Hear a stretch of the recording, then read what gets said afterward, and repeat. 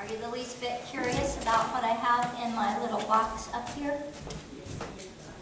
Can you see what it says? Gotta have. I mean, this is not a must-have. This is a gotta have.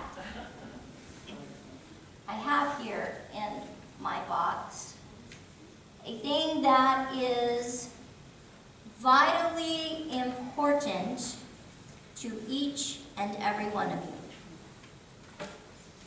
In fact, I can tell you without a shadow of a doubt that your very existence depends on the content herein. If you don't get this thing, you will literally shrivel up and die. Any idea what I have in this cardboard box? Oh man, you people are so smart. I thought the cardboard would throw you off. I thought the tape would be easier for me to open. Yeah. It's water.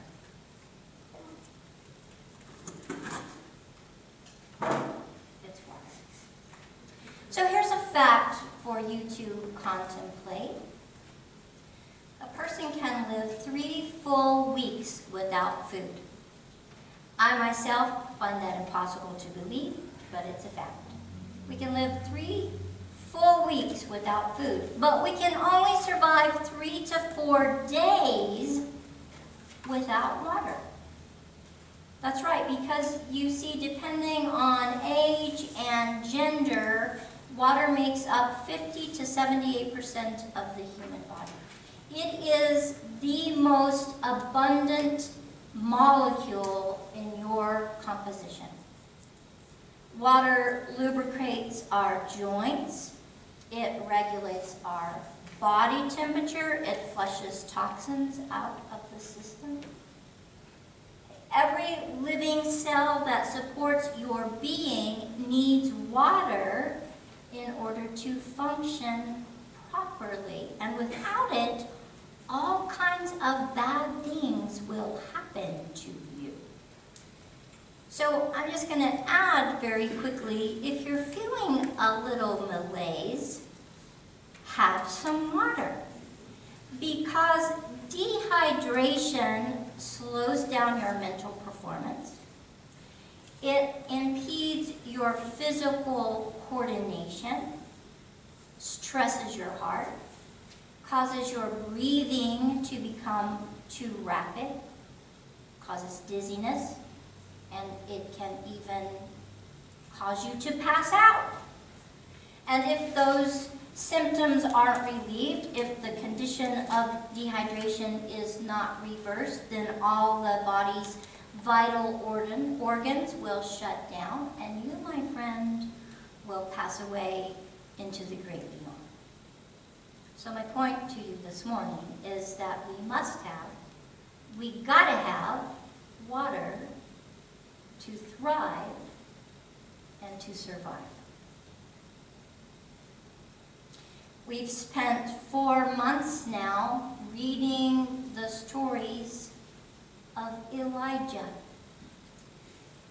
And in our text last Sunday, he was taken into heaven, and his protege Elisha was left to serve God as the next great prophet.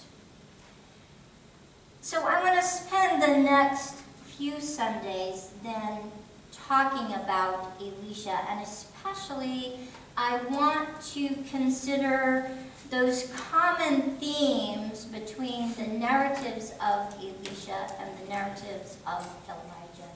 And the first theme I want to explore is that of life-giving water. So if you will, take some time now to remember all the way back to July the 7th when we first started our series on Elijah, and recall, if you will, that his story began with the onset of a terrible drought, right? Elijah the prophet told Ahab the king that no moisture at all, not even dew, would fall to the ground without him giving the word. And so for 3.5 very long, dry years, the land suffered from dearth and from famine, and it even suffered death, until finally God said to Elijah, "Enough is enough. Go tell King Ahab it's going to rain." Elijah quickly delivered that message to the king, and then he climbed to the top of a mountain and he bent down to the ground and put his face between his knees. And he stayed in that position. We assume he was praying there.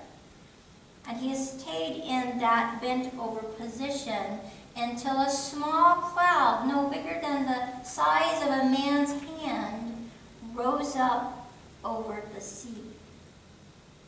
That single cloud grew until it filled the whole sky, and then with a crack of lightning and the roll of thunder, a heavy rain came down to replenish the earth and save life. You remember that story, don't you? Sure you do. On the surface, Elisha's drought story is quite different. In this story, the one that I just read for you a little bit ago, the king of Israel and the king of Judah and the king of Edom joined forces to wage war against the king of Moab. And to reach the land of Moab and deploy an attack against their enemies, the armies of Israel and Judah and Edom marched through the desert. But only 7 days after trooping around, they discovered that they have run out of water. They are completely out of water for themselves and their livestock. Now, the king of Israel was angry about his predicament. He was cranky and up in arms, as a dehydrating man tends to be. And so this king accused God of trying to kill them all. But the king of Judah, fortunately, was much more level-headed, and he suggested that perhaps they should inquire of a prophet who could tell them what was going on around them. And it was for that reason that these kings went to Elisha. And after listening to the Spirit of God, Elisha assured them that there was no reason to be afraid, because God would rescue them. Water would supernaturally fill the valley, and they would be saved. And it was so. Sure enough, what Elisha spoke came to pass. There wasn't a cloud.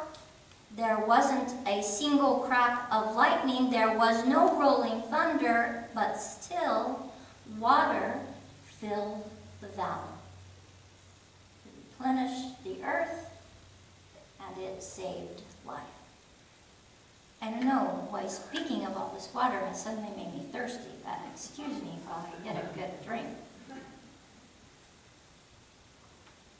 Well, even though these two drought stories are significantly different, we can glean the same theological insight from them both. First of all, rain fell from Elijah's cloud, and water filled Elisha's valley because God acted in order to save.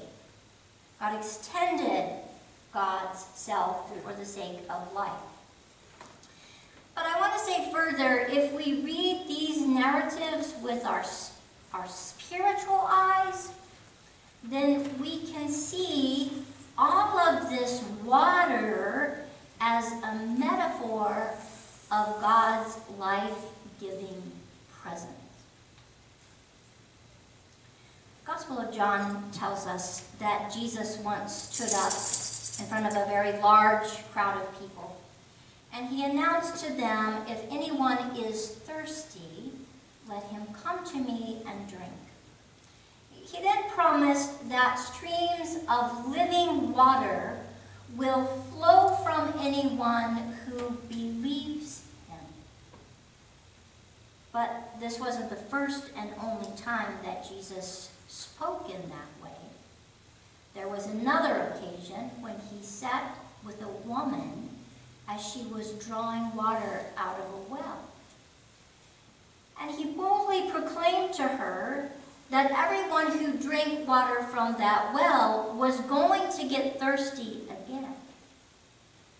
Yet he had water to completely satiate a person's thirst. "Indeed," he said, "the water I give will become like a spring of water welling up to eternal life." The water Jesus offered to the woman at the well is absolutely free. It is readily available, and it is constantly flowing for the benefit of all humanity. The pool from which he draws is the truth of God's Spirit, always dwelling simultaneously beyond us and yet right within us. The resource of Jesus is ours for the taking. And nothing can quench our thirst or replenish our soul like this life-giving gift that he offers to us. But here's the catch. We have to be willing to drink it. We must be intentional about consuming from this gracious and generous supply. I don't know how many of you have yet had the pleasure to meet our adorable secretary, Alexis, if you haven't come by the office. She has the most nifty water bottle I have ever laid eyes on. It actually keeps track of how much you drink in a 24-hour period. Isn't that something? Keeps track of how much water you drink within a 24-hour period. And if you're not consuming enough to keep you properly hydrated, then this water bottle sends out a warning. There's a light in the bottom of the bottle that illuminates the glass. Well, a few weeks ago, when Alexis first got her bottle, she took it with her to class, and she set it there in front of her on the desk. And unbeknownst to anybody in the classroom, this high-tech water bottle began to use its sensors to check out how much water she had consumed for the day. And just so happens it calculated that it was precisely time for Alexis to take a much-needed drink. And as a gentle reminder, her bright blue bottle lit up like a house on fire. Now, nobody in that classroom had any idea about the potential within her water bottle. And so you can imagine that as that glass began to radiate, the students around her were somewhat concerned. And somebody said to her, "Alexis, your water bottle is glowing." And she said, yeah, I know. And she took a big drink. But I'm thinking we probably all need to invest in a light-up water bottle, because very few of us are intentional enough about consuming the water that our bodies need. And neither neither are we very intentional about replenishing our spirit. But in much the same way that our physical body dehydrates and expires without water to sustain us, our spiritual body can't thrive if we don't consume the satiating gift of God. If we don't refresh our soul with divine presence, then very much like the land in the throes of a drought, our inner being will become parched, even to the point of death. I recognize the fact that there is something in all of us that resists our need for God. There is this busyness about us. And there is this practicality running through us. And there is this worldliness hanging over us that makes taking the spiritual path inconvenient and cumbersome. Do you know, my friends, why I am a preacher? Are you the least bit interested in knowing? Sure. Well, good, I'm going to tell you. I keep giving myself over to this vocation because I know how cumbersome is the spiritual path.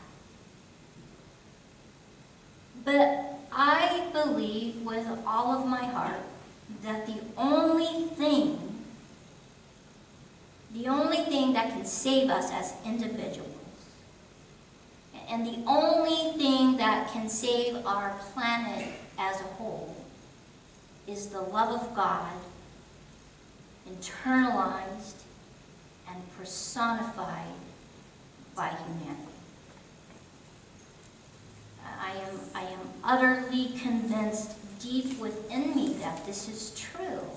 And I think that we need to hear about that and talk about it and listen to it until we are finally changed by it. And that is why I continue to step behind a pulpit on Sunday morning. You may have a different thought about it, but that is what drives me in this vocation. Because for the greatest part in us, there is a great need in us that suffocates for the breath that only God can give. God acts in order to save us from extinction. God extends God's self for the sake of life, true life, eternal life, welling up within us. But even so, if we don't receive what is offered, it never, ever, ever becomes ours. If we don't drink from the well that satiates, we will always, always be thirsty and deeply thirsty for more and more and more of what can never satisfy. Drought will only end with an abundance of water to replenish the earth and save life. And spiritual deprivation will only cease with the living water of God poured out and scooped up to replenish our innermost. So come, each and every one, come. Come to the well and drink. Come and receive from this holy source the water to quench your thirsting soul.